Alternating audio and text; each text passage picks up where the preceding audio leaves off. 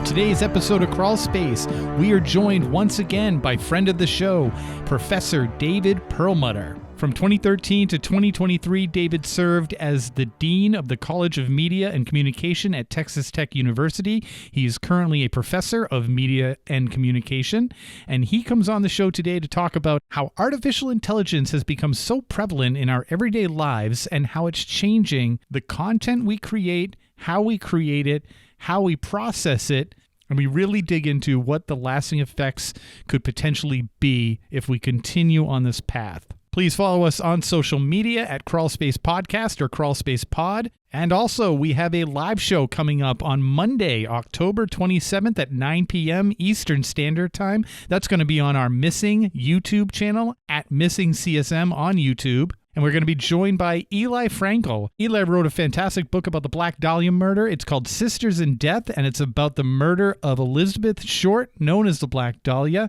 And it's also about the murder of Layla Welsh. Sisters in Death, the Black Dahlia, the Prairie Heiress, and their hunter. So tune in 9 p.m. Eastern Standard Time on our Missing YouTube channel. We're going to break real quick for commercial, and we will return with Professor David Perlmutter.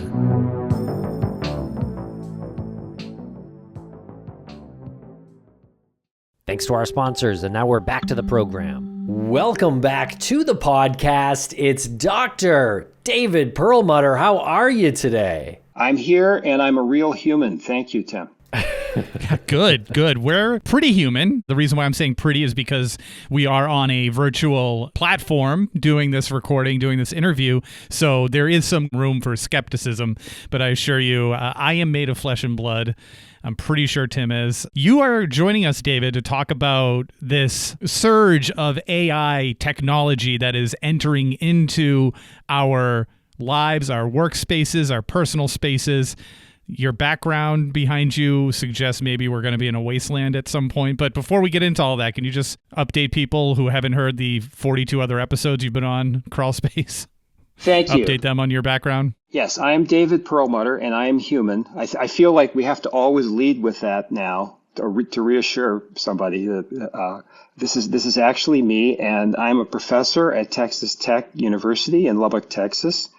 For about 35 years, I've been teaching about media, political communication, and especially what happens when a new communication technology, which can be hardware plus software, something within the technology space enters the world of media and the effects it has on how we show the world, and especially on the ethics and the truth value of the world that we're seeing. In the past, I'm old enough to remember when this thing called the Internet and the World Wide Web came in, and then social media, and I actually wrote a book in 2008. If you look me up, I did an interview with Jon Stewart on The Daily Show, introducing him to this crazy phenomenon of social media in politics, which was new at that time. I made a few predictions that it would be very influential. I think some of them turned out to be okay. And now we are in this world where in every single space we live in,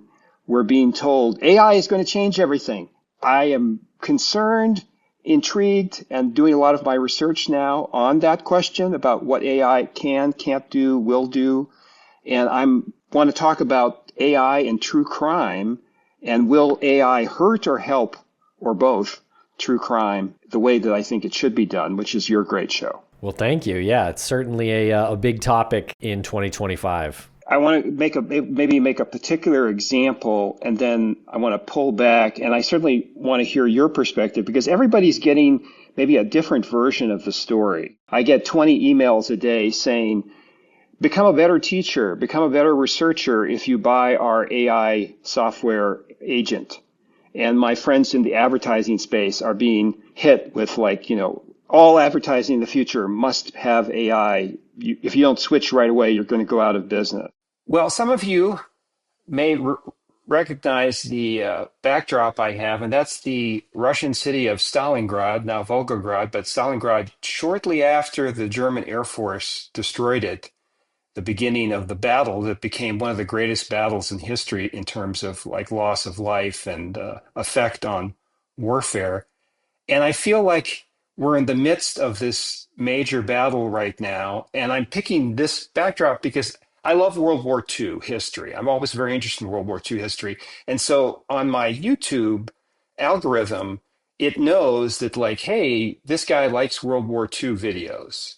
And I followed a series of World War II channels that are still really good, just like your show, curated, artisanal, deep research, thoughtful, intelligent, ethical, all the things that I tell my students content should always have and content creators should always be. And now I'm noticing maybe 50, 60% of the suggested videos are AI content. I am not one of those people that say all AI content or all AI assisted content is terrible, but these are terrible. They're terrible scripts, low quality, full of errors, very repetitious, just bad writing, low effort. I've proclaimed this the era of low effort. If there's one headline over the last couple of years, and I think the first, I hope not too long, but like we're in the low effort century now.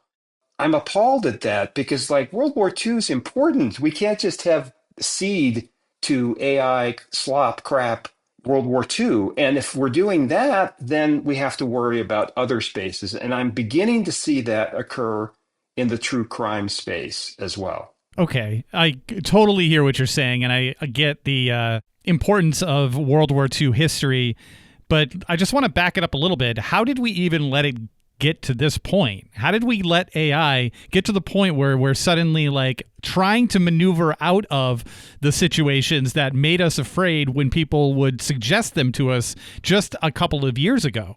Right now, I'm specifically referencing the Lily Norwood AI actress who is causing a huge scene in Hollywood right now, a bad scene, because this is exactly what everyone said they didn't want to have happen a couple of years ago. Why is this being let to be so out of control? We have had as a concept the idea of like artificial intelligence, artificial people, robots for a long time. Just within the last 100 years, the word robot from a Czech play, Rossum's Universal Robots, about mechanical people who rise up. There were probably 10,000 science fiction stories. And for those of us who are old enough or watch old movies, 2001: A Space Odyssey with HAL, right? And then we have the Terminator with the Terminator and Skynet. So we've been warned. We had been discussing for 100 years the scenario of what happens if you train a computer to become as intelligent, to become sapient, intelligent, become sentient, self-aware, and start to interfere in human life. And they've been doom-filled scenarios. We are not actually there yet. Artificial intelligence is a misnomer. For those of you who played video games in the 80s, like I did, you could play against the AI. But you know, the AI, still today, in most games, the AI does not beat you because it's more intelligent. It beats you because it cheats, right? If you go and play a game at the very highest skill level against the most intelligent AI, what it does is it's given a lot more guns, a lot more, players, a lot more victories against you. We are not at a stage yet where there is this massive intelligence that's competing with us, but there is technology, these large language learning models that have been given data. And I'm really dumbing this down here for myself as well as for anybody else. But so ChatGPT, for example, has all the data that's ever been on the internet at its disposal in its memory bank. Okay, again, simplification. And it also has ingested, if you imagine like a giant maw, it's ingested a massive amount of other data. There's a whole bunch of problems there. If you remember, if you watched that Chernobyl show where they kept installing a solution and saying, well, that's going to create new problems, and then we'll solve them when we come along. AI works best when it's ingesting new data, fresh data, non-poisonous data. Poisonous data is AI data. AI can poison itself. And right now, there are some estimates that anything from 10 to 30 to 40% of internet content, Reddit content, Facebook content may very well be AI posts. That is, it's either the content is 100% AI or people have used AI heavily to create the content. That's disastrous for AI because in training itself, it's supposed to be training itself from pure data. So we're in this situation now where we have these large language learning models that can do pretty amazing things in some areas. Like there are some very promising regions where AI might help us. And I'm going to give just a couple, and then we can go into the doom scenarios, which I know everybody tuned in for, right? So like here's an example of where AI, again, think of it as almost intelligence, not artificial intelligence, because it's not there yet for being actual intelligence. I have known people who are and I know people who have people who are elderly people who are in extreme states of dementia, memory loss. And one of the suffering that the family goes through is this person has forgotten maybe the members of their family, but there are certain repetitive actions, activities, and conversations that make this person happy. For example, I've known people who grew up in another country and their first language was not English, right? And they love to have conversations in that language. And so many countries, many medical systems are looking at the possibility of AI assisted caregiving for people in dementia situations where they can talk to AI, a realistic face. And I know it sounds creepy, but you can talk to your daughter and have a repeated conversation in Croatian because that's the language you grew up on, and it makes you feel good. And it spares other people in the family from having to have the same conversation over and over again with somebody with dementia. And somebody can be reassured. I'm not saying to replace your children or your grandchildren, but you can imagine how somebody in that situation, that could be assisted. So that is something that people are examining. And AI in healthcare, where, I always want a neurologist to look at my CAT scan, but I can understand having a large language learning model that has 3 million CAT scans in its database also looking at my CAT scan. And the neurologist and the AI working together to look at my CAT scan to look for anomalies, I can imagine that's a positive thing. So we're not saying AI is terrible, but in the creative space, the problem with AI is that it's an averager, right? It's taking a billion pieces of data and it's saying, what is the average? Well, the average in the creative world is mediocre. And so we are being inundated, I think, with less than mediocre, because in order to reach the heights of mediocrity, you at least have to be paying attention and you have to be editing, you have to be thinking about it, you have to be rewriting.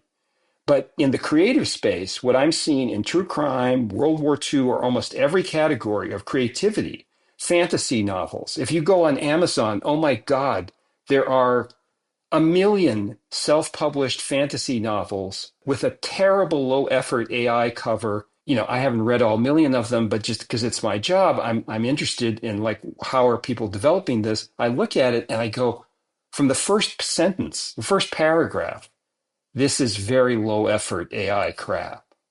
And so I think we need to not treat AI as the ultimate evil, but the idea that it's going to be the ultimate good in every sphere is repulsive and scary. We'll be right back after a quick word from our sponsor. And a thank you to our sponsors. Back to the program. Yeah, I just want to chime in real quick here because to even use AI, you need skills on, I guess, both ends of it. You need to know what you're looking for. You need to generate it with the right prompt, with the right words, keywords, right? So even if you get what you're hoping to get after you put in your prompt, it's still going to need to be edited afterwards, almost definitely. I struggle to see how it can be used in a mainstream way that gets the algorithm pulling towards it, like with what you're saying with crime and World War II videos, seems like that would be easily decipherable between something that is much more effort. I think it is, but there's a couple of problems with the perspective that three people like you and I have about. I mean, I'm not saying like we're smarter. I think you two are smarter. I don't know about me, but I think it's safe to say the three of us are pretty smart. Yeah, okay. Collectively, the three brains. Us, yeah.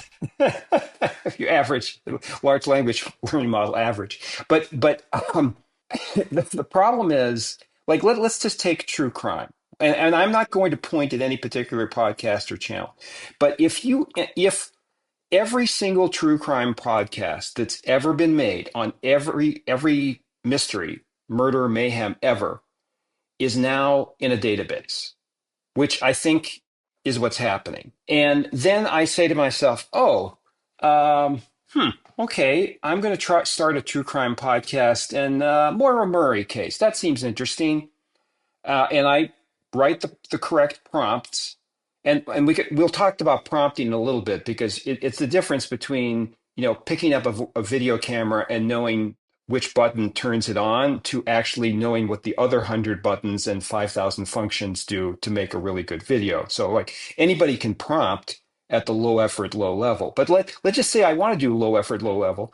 I say, okay, I want a 45-minute narrated podcast about the Moira Murray case. Well, between Wikipedia, 50,000 Reddit posts, and maybe a couple hundred podcasts, shall we say, that you've done, certainly maybe a couple thousand total podcasts on the case and news stories that are in databases, I can produce just within 20 minutes with ChatGPT Pro, although that's interesting that people aren't paying for Pro, they're getting the cheaper versions, but let's just say Pro, I can produce a C+ by grading standards Moira Murray podcast script, and I can put it on the air. I can pick any voice, because you can pick voices, right? So I could have a young woman, I could have an older British man, I could have an Australian, middle-aged person speaking it, saying, "Hi, I'm Dexter, and let's look at a fascinating Moira Murray case," and off we go.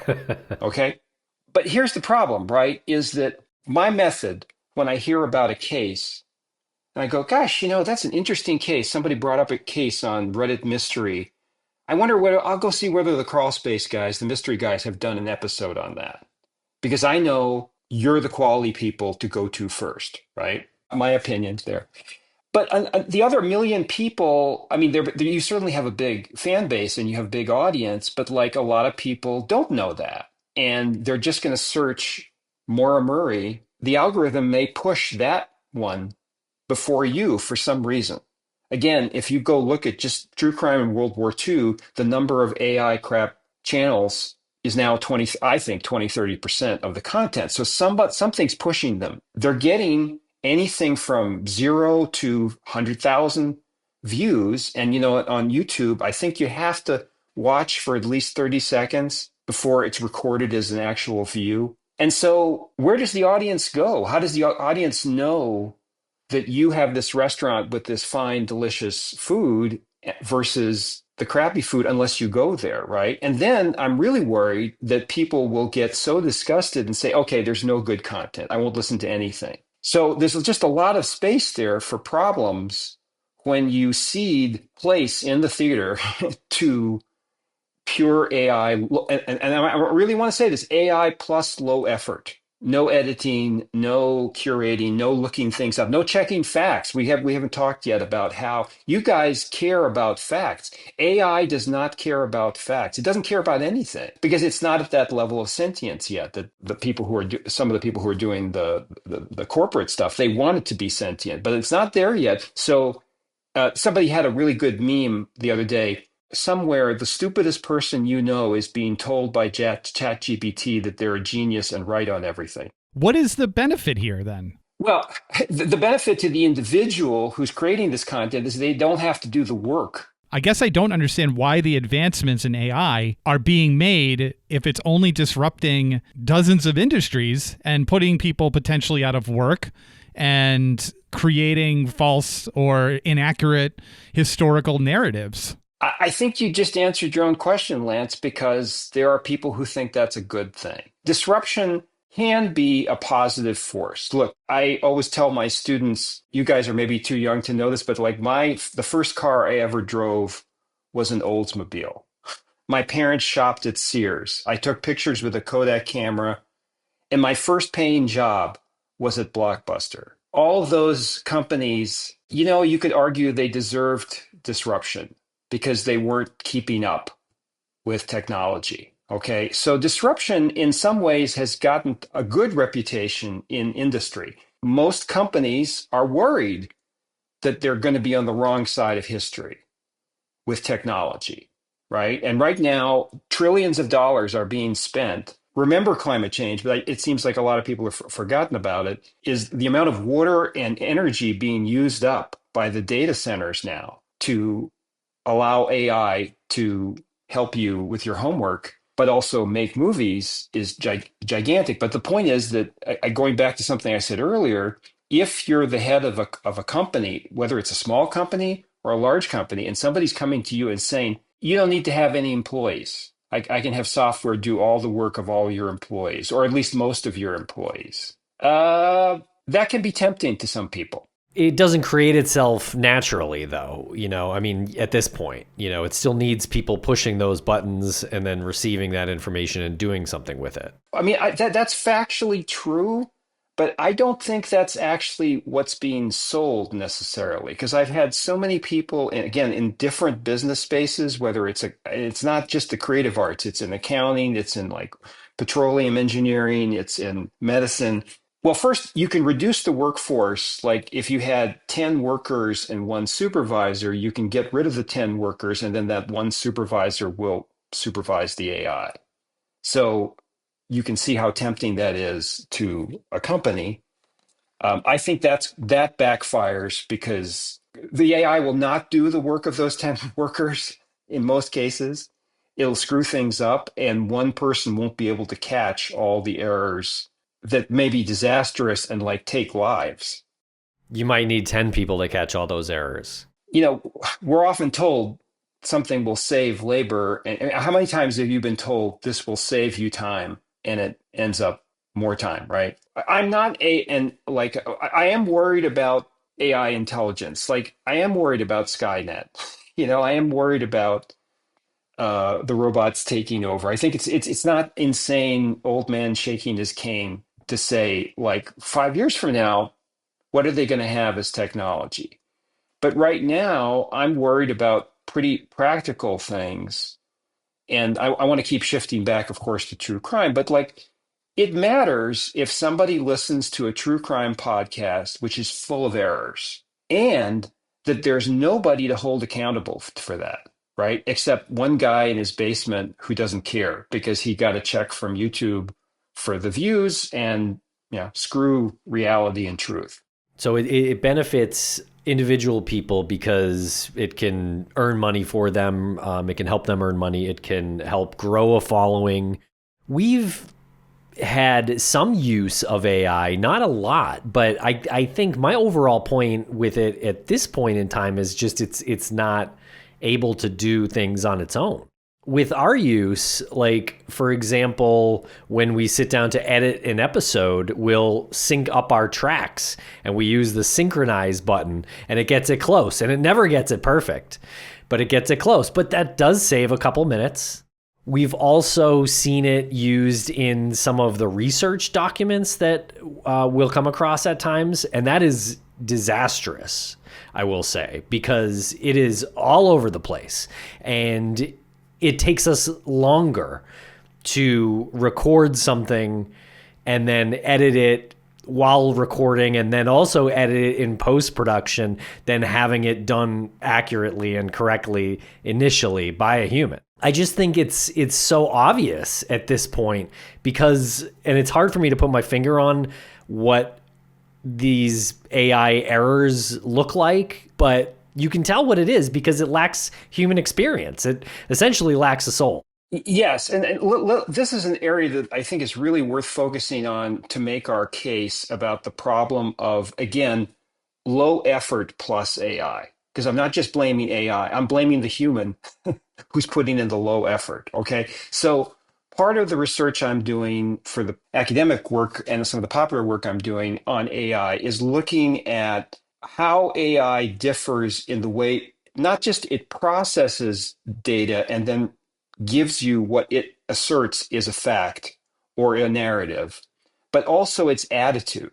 And again, I'm saying it's not human yet. So technically it doesn't have an attitude, but the way that it gives you stuff has an attitude. So it is irrationally confident. I'm anthropomorphizing it, but it's irrationally confident. Let's take Stalingrad as an example. I'm a Stalingrad buff. And so I use Stalingrad as a test case with AI because, there's a lot of stuff on Stalingrad. A lot of people have written books on Stalingrad. AI now has every book that was ever pirated and put up on the web. AI has those. They have a lot of documents and things like that. So it should know a lot about Stalingrad. So I've done these tests where I've said, tell me about this, or what specifically happened to this German army unit, or this general, or, how many soldiers were fighting in this battle. And it's often wildly incorrect, but wildly confident in its incorrectness. It'll say, yep, it was General Pilleri on Tuesday at Vlasov's house who led the 62nd Russian Rifle Corps to victory. And I'll go, gosh, I know every single one of those facts are wrong. And I'll say, you are wrong on the following facts. And it'll come back and say, oh, well, these are right. And no, now you've gotten one fact right, but there's still six wrong. It's like a 5-year-old. You have to train. I have to tell it what the facts are. And then it'll confidently come back to me and say, and so here are the facts.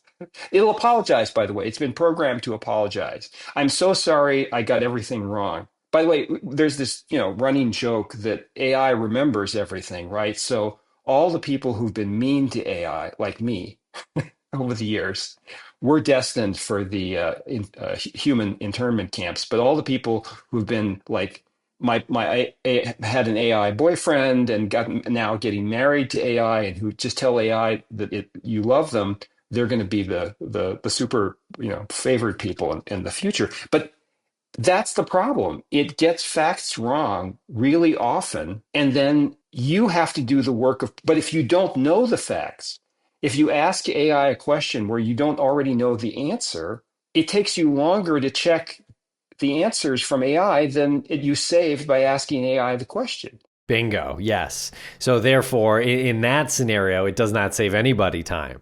That's kind of still where we're at, I think, right now, in my opinion. I also want to add that an algorithm is also AI. So it's kind of an interesting thing there when we're talking about what you get fed, because that is also a robot. I wonder if it would be helpful to have a cumulative experience with an AI assistant. And it should be noted that there are many models out there of AI. Some of them are just better than others as well. So we're kind of speaking in general about all of them. But I do wonder, like, if you were to have, say, ChatGPT Pro and you just use that, like, would you be able to train that day by day so it does remember, your thoughts and facts that you've told it? Well, okay. So now, again, this is my old man concern shaking his cane at the sky view here. And I want to hear your more younger, hipper hot takes. I worry that people are okay with C++. And I think this is probably true in your business when, like, maybe you have a new person that you're training, right, on video production, audio. You want them to be ambitious to get better. You want them to go for the A plus. And like in the heart of every teacher is the dream that every student wants to be an A student. But you learn very quickly that that's just not the case, right?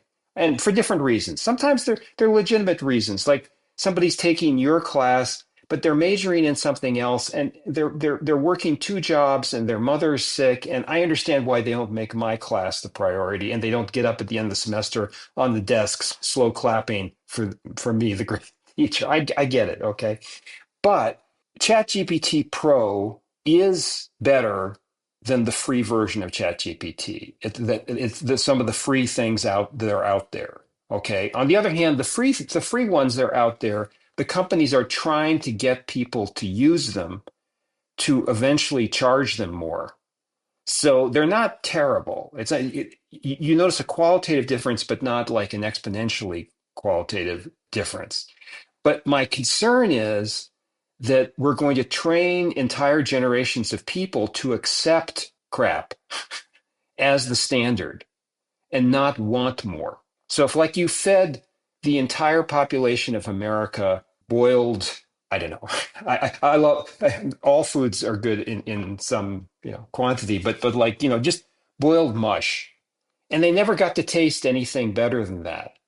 They never went to the North End and had a nice Italian dinner, in Boston, seafood dinner or something like that, or they never went to an inexpensive Thai restaurant and had a really good home cooked Thai meal. If they never had any experience of like what quality was, they'd accept boiled mush as like, well, I guess that's food, right? And I'm worried that if so much content becomes AI content, especially younger people will lose standards of what's excellent and what's not. They will also stop going back in time to reference something that's good. Like if you have people writing books, that's 80% AI. How many people who are, 3 or 4 or 5 years old today who are just learning to read and they start reading books that are, like you said, mediocre and just mush? Like, are they going to go back and are they going to have parents who are like, here, read this book by this author because it's a classic and this is the way things were written when the authors had a soul? See, I just think it's going to make better work stand out more in this scenario. Like we can use this example in podcasts. We use it in movies. Will people watch a movie that they know is AI, or will they watch P.T. Anderson's new movie? No one's going to watch the AI movie in that example. You know what I mean?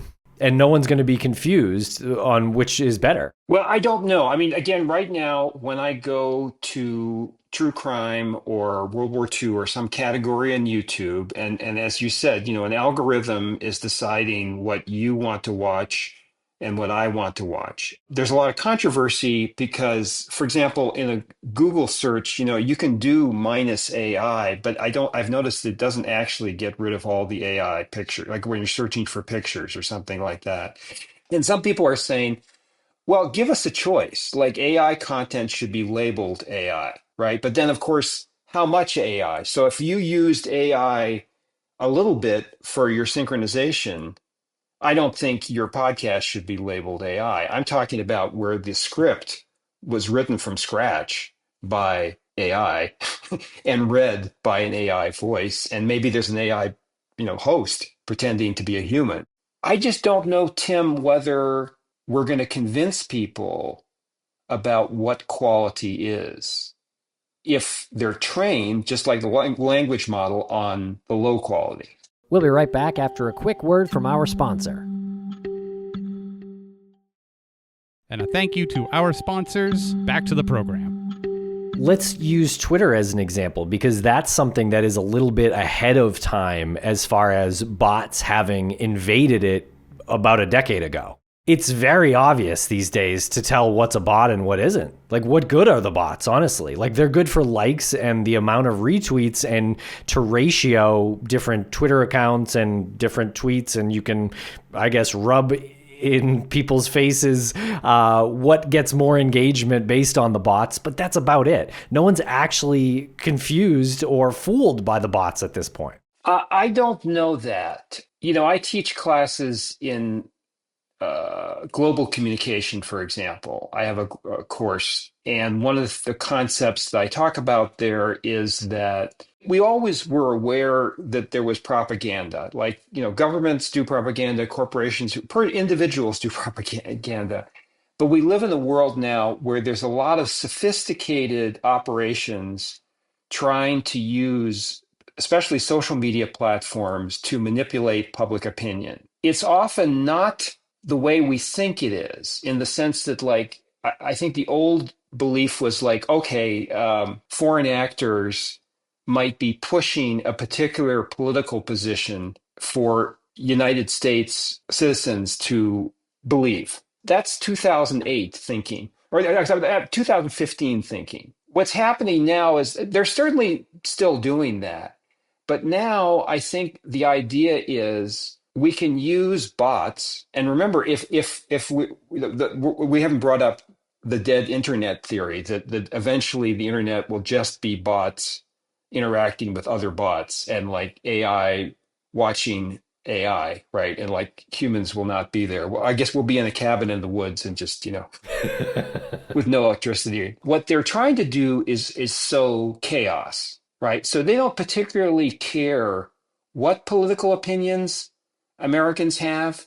They just want Americans fighting with each other. And so the bots will reinforce any opinion that gets people riled up there. And you can see that in 2008, when I wrote my book it was called Blog Wars, and it's out of print, so I'm not making any money or anything, but I think it is. But anyway, one of the questions was, like, in the old days, you might read a newspaper that was more conservative leaning, or you might read a magazine that was more left-wing leaning. But now, especially with someplace like Reddit, you can incubate yourself completely. Like, you can just live in this little pod where the only feed you get in your social media are left-wing people, and you never have to hear any right-wing opinion except as it is ridiculed in left-wing media, and the other way around. The bots will feed our outrage and give us nothing, like, and because I teach this stuff, I look at both and I'm going like, wow, if I saw this news item and I were a left-wing Democrat, I would be outraged. And then I look over at the right-wing feed and I go, like, if I were a right-wing Republican, Trump supporter, I would be outraged if I saw this. Going back to true crime, I think some of the content out there is going to end up competitive with you, the good curators, the good actors, because it's going to emphasize the most sensational, but probably the least accurate parts of true crime narratives. And that's going to be harder for you to compete with. I agree, but people want truth. It's in true crime. They don't want false crime. Also, I just want to know about the Twitter bots swaying opinion. Very effective. And that's a more effective use of it, I would say, than like single tweets with, certain language.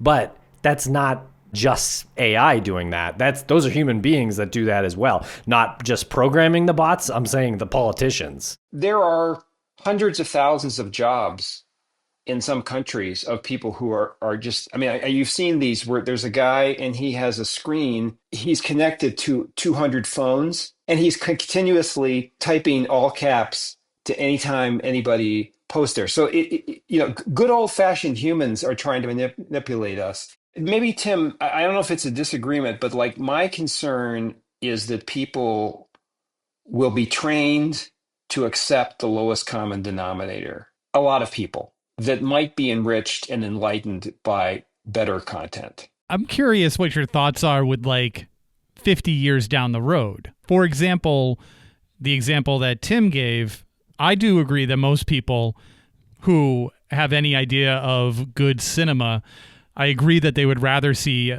P.T. Anderson's new movie than an AI-generated movie. But the AI-generated movie is making more money probably for the studios, for the people behind it. If you're working with AI-generated actors, you're not negotiating contracts with Leonardo DiCaprio and, the A-list players.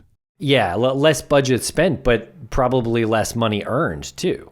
Yeah, it's got to have some hook where people are going to watch it, though. I haven't seen any evidence of anything AI that would keep my attention for 90 minutes, like not even close. And frankly, P.T. Anderson's new one is pushing it with 2.5 hours. I was concerned that we would gradually start eroding our sense of what is quality because we would start seeing more of the more of the mush coming out and less of the P.T. Andersons, and then eventually we don't remember the P.T. Andersons. It's exactly what you're saying. And I'm trying to think of an example of that historically, but there really isn't. Well, I mean, we have the whole history of cinema, you know? I mean, I know we don't have AI cinema from 100 years ago, but the stories and movies that exist still after 100 years are the ones with human emotion. That is true. That's hope. I'll take that as hope. Yeah. Well, I'm old enough to remember when I went into a theater based on a friend's recommendation with about 6 or 7 other friends, and we saw a film called Star Wars in the theater. It did okay. The special effects there were almost all practical effects, right? They were mostly hand moving, like ship models and things like that. Then I remember, and let's face it, George Lucas played an important role in this. Special effects, CGI, came along. But one of the promises of CGI was that we were going to get better effects at lower cost. But now you look at these movies, and I'm just going to pick on like something recent, which I saw, Dial of Destiny, the Indiana Jones movie. And I was looking at it, I was going, my God in heaven, they're spending $200 million. I don't see it on the screen. I didn't think the special effects were very good. And I'm going like, what happened to that promise of lower costs and better quality? So I do think we should always be a little concerned when someone's coming along promising lower costs, higher quality, because going back to what you all have said, Hollywood can throw money at audio. Audio can throw money at scenery. They can throw money at special effects. They can throw money at everything except writing. If you don't have a good story, you can put a gun to somebody's head. They're not going to give you a good story. You can put a gun to somebody's head and they can give you good carpentry. You know, they can give you good audio. They can give you good. I mean, there's very talented people in all the worlds of Hollywood, but somehow this one area of like good writing and a good story seems to be money proof. You know, we watch a $200 million film. It has a terrible plot, just stupid, right? And then we walk into some art house movie from Finland and like, wow, this is fantastic screenplay. And they spent 1.7 million to make it. So there's no connection between the amount of money spent on something and the quality of the writing. Well, that's the AI challenge. You could have 5,000 prompt engineers with the best software, and I have yet to see an AI movie, TV show, podcast, and especially an AI book or even an AI article that passed muster as saying, wow, that was just brilliant. It reminds me of the, Tim actually turned me onto the show, The Studio. Have you seen that? No. It's about the Hollywood studio system today, and such an amazing scene where one of the movies that's being greenlit, the studio head agrees to do just a little bit of AI. The director's like, no, it's just for special effects. You won't even notice. It's got nothing to do with anything. And he's like, no. He's like, it's going to save a ton of money. He's like, okay, do it. But like that rumor gets out and he gets like booed off stage at a conference because people are like, they don't want AI anywhere near their movies. So I hope that that's the future. I hope that we have audiences who are like, they'll hear a rumor that podcasting, that person used AI on the script or they had an AI co-host or something. I hope that gets booed off of the RSS feeds. That does give me a little bit of hope. I mean, all of us are, I know Lance, Tim, I myself, we're billionaires because we invested in those NFTs a couple years ago. Yeah, so these talks are just for fun. Right. Yeah. I mean, remember when we were told, like, if you don't get on the NFT bandwagon, invest. And I think the value of NFTs is like some 0.50 zeros, one or something of most of the NFTs have lost almost all their value. The people who were pushing them have moved on to something, I guess they've moved on to AI. Maybe nuclear weapons, the hype matched the reality matched the hype, But often you and I know in the creative world, new technologies, if you look at old Kurosawa films, samurai films, but some of his other like film noirs from the 1950s, and you think about the massive cameras that they had back then, that they had to put on huge trucks and dollies to move to get to a certain angle. But you know what? They just did it. And now, we can do so much more with cameras. But again, does it show on the screen? does anybody say that the films made today show much more talent? It comes down to being really talented people. That's the message I push to my students is try to be talented. Try to be That's a good great at what you're message. doing. Yeah, just get some talent. There's a couple of shows out there recently. The Studio is one of them. Another one's called Adolescence that did incredible things with cameras. Good shows. And the way they moved the camera, and it's like a close up on the father, and he gets in a car, and the camera floats away into the sky and follows the car in the sky, and then it lands, and then gets right back into a close up of the same character, and it absolutely blew my mind. But my wife, who's watching the same show, she's like, "What are you so excited about? Like, I have no idea what you're talking about." And I'm trying to explain to her how impossible that shot was and how that blew my mind. And so my point is, to be impressed, you have to have some experience. And I do think there's a lot of room for media literacy training today. Like, I don't know too many people that are like fully media literate today, to be perfectly honest. And I think it's okay to admit that you're not sure if something is right, wrong, AI, true, false, or what. Just be honest about it. There are markers in these things that we're talking about that are dead giveaways, and I don't know, like, yes, maybe AI is going to take more jobs than a media literacy instructor would create. I don't know. There's something there. Like, we are entering a new world, but there's going to be some new aspect for it in a positive way too, I believe. I hope a takeaway from this discussion is going back to true crime. If you are interested in true crime and you want to learn about mystery cases, we've put these categories of mystery, murder, mayhem, cases, which is a huge market in the United States and globally. You have to ask yourself, do I want the truth? Most people, if you put that question to them, I've never had a student. I mean, I don't know. I'm their teacher. Maybe they're lying to me. I think they're good kids. They tell the truth. When I say, do you want the information you get, whether it's political information or true crime information, do you want it to be accurate? I've never had anybody forcefully argue, I don't care about accuracy. I mean, do you want your medical information to be accurate? Yes. Do you want your financial information to be accurate? Yes. I mean, you go down the list, most people do want accuracy. Do you want it to be presented in a thoughtful way? I mean, most people will check those boxes. If you go down the list of what makes your podcast great, or what makes a Kurosawa film or a David Lean film, or the absolutely super talented people who are making films today that I've seen a lot of great television shows and films, and I'm not saying it was better in the old days. There's a lot of good people making content today. Documentary content, we've talked about some great documentaries. I hope we can get them to be on your show. It demands the audience take an active role in demanding quality and rejecting the lowest common denominator, rejecting low effort. So if you stumble upon a crappy video on YouTube, get out of there within 30 seconds. Do not let them get a view, and report, for like spam content or something like that. Thumbs down, not interested in this. Wait, I think what you just said, can you repeat that? We need an active audience. Yes. We've always taught, and I teach, about the audience has as much effect on the message as the sender, because people interpret things differently.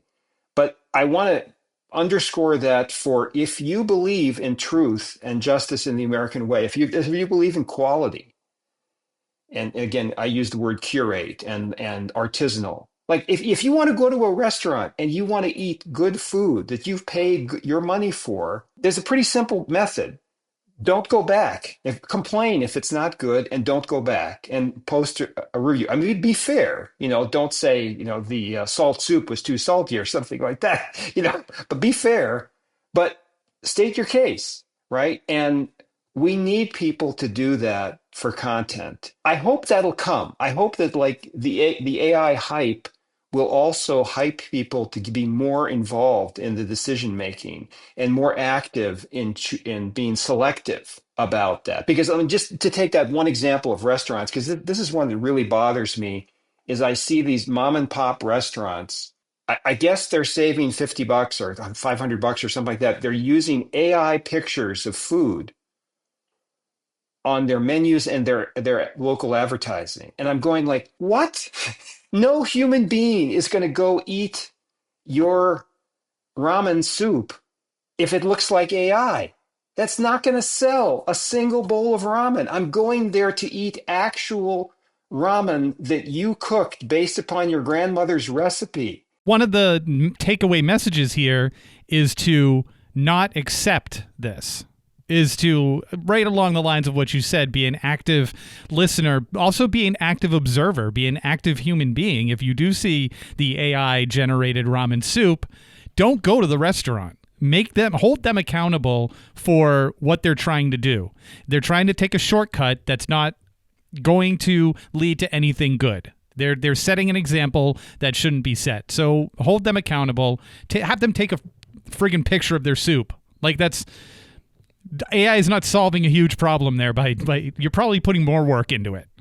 But that's one that I might not be able to tell the difference between like the AI photo and the real photo. And then you got people like Tim who doesn't know AI ramen from real ramen in a picture. I mean, I don't think I'd be alone in that. Exactly. You know, AI still can't spell correctly and still can't add correctly, right? I mean, if you ask ChatGPT to do an infographic for you, like a menu, and it's going to be full of errors.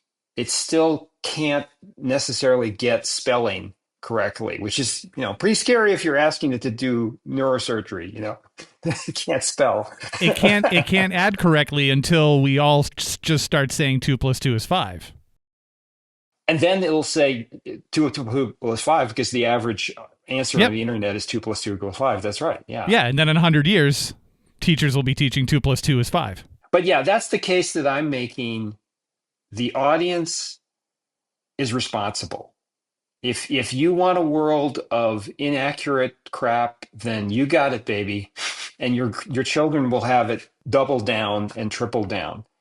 Or you can take action and you can listen to podcasts that are curated, artisanal, high effort, talent. There's talent behind it. There's care. There's feeling. Again, I know you guys are just sick of me praising you, but one of the reasons I got in contact with you in the first place a long time ago, several years ago, was that you cared about the victims and the victims' families and the consequences of the stories that you were telling on living people who were suffering because they didn't know where their daughter was or somebody and their father was murdered or something like that.